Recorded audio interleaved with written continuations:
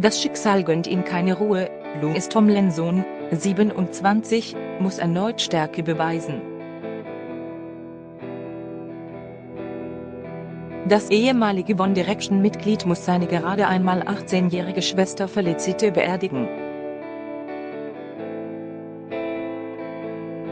Es ist furchtbar, welchen Herausforderungen sich Louis Tomlinson aktuell stellen muss.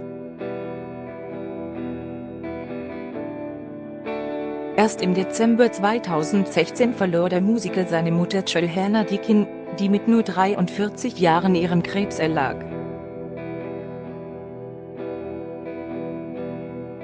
Am Mittwoch, 13. März, verstarb ganz unerwartet die kleine Schwester des Ex-Neuband-Mitglieds. Die 18-jährige Felicity sei laut der britischen Sun an einem Herzinfarkt verstorben. Die Nachricht erreichte den Messiah-Interpreten kurz vor seinem Auftritt auf einem Charity-Event in London. Er hatte vor Tour of US zu performen, ausgerechnet der Song, den er seiner toten Mama widmete. Heißt es in dem herzergreifenden Liedtext. Ein Insider erzählte der Sun, Louis habe sein Berufsleben pausiert und jegliche Promotermine auf Eis gelegt. Der 27-Jährige steht unter einem immensen Druck. Nach dem Leukämientod seiner Mutter wurde er zum Familienoberhaupt und Fels in der Brandung für seine Geschwister. Louis ist der Älteste, hat insgesamt 6 Brüder und Schwestern. Am Mittwochmittag gegen 13 Uhr seien mehrere Teams des Rettungsdienstes zu Felicity's Apartment in West-London gerufen worden. Leider kam jede Hilfe zu spät, und das Leben des Mädchens konnte nicht gerettet werden.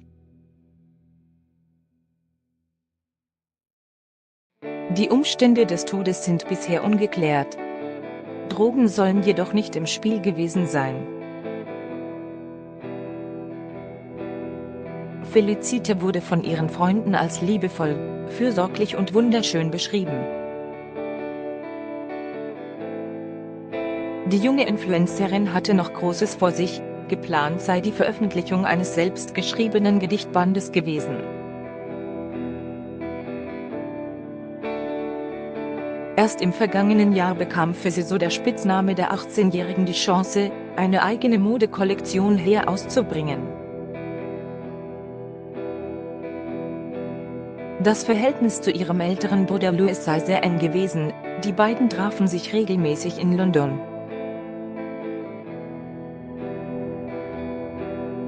Der Tod der 18-Jährigen wirft Fragen auf.